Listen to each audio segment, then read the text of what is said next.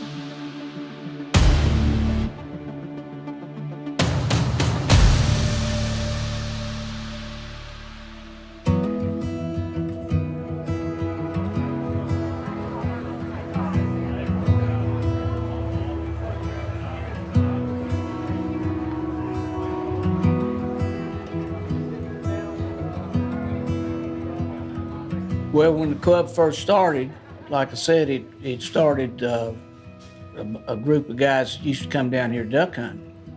And they like to fish too, so they got together and said, look, why don't we form a club? And did. The original clubhouse here was a restaurant. And with charter boats out front, and those guys got together and purchased that restaurant from a club manager, one of our club manager, Homer Steyer, and his parents owned this place and the docks, and those original club members purchased the docks and the restaurant from them. And then Homer was not the first club manager. He was probably maybe the third or so, but he stayed the longest. And then it kind of blossomed from there. One of the guys had the notion to start building boats, and that was the Hatteras yacht man. Then the boats started getting bigger and faster, and then it just took off from there. And membership grew, and it's been a prosperous club ever since. I remember we had a boat and we docked it at Teach's Lair. And some friends of mine had joined the Marlin Club, and it had docks available, a lot nicer than where we were. And we had kids coming up, we had a swimming pool, and it all just kind of fit together. At first, there were not many children running around, not a lot of ladies running around. Wives came for the tournament, but it was pretty much a hardcore fishing club for the first several years of existence. And then over time it has blossomed into what you see now with a lot of kids running around, and we realize that's the future of the club. I fished the club tournament with Ken, I think a couple of years before I joined the club, so maybe 77 or so. One day he had a 31 Bertram and we were fishing, and we killed 2 blue marlins and had a third one on. We were getting ready to kill it, and it came on.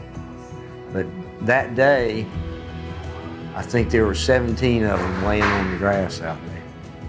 Mickey Hayes, I think he might have been the tournament chairman at the time, and he was a Commodore later on, but I think he was tournament chairman, and he lobbied the club and the membership and the executive board to move to a all-release tournament.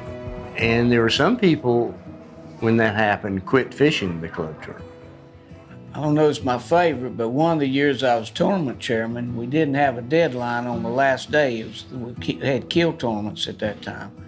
That year of that picture in 1984, Larry Dempsey and I had just had a boat built. And that was the first time we'd fished it, when we caught that 510-pound blue marlin. And we were leading the tournament going into the last day. And one of the boats was hooked up Wayne McCluskey from Virginia Beach is his boat, called Promises 2. And they fought the fish throughout the night, and we couldn't have the awards banquet until the conclusion of that fight. And they didn't get in till in the morning because they waited till I think that's right, yeah, they waited till they could see to get in the inlet. So we got beat out just at the last minute.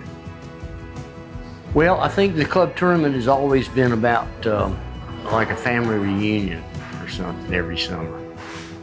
And you see people that come back every year, and you have a lot of friends. It's always good to see your friends, people you hadn't seen for a while. And it's sad to see too, because some of them don't come back. And I've seen a lot of that in the years I've been a member.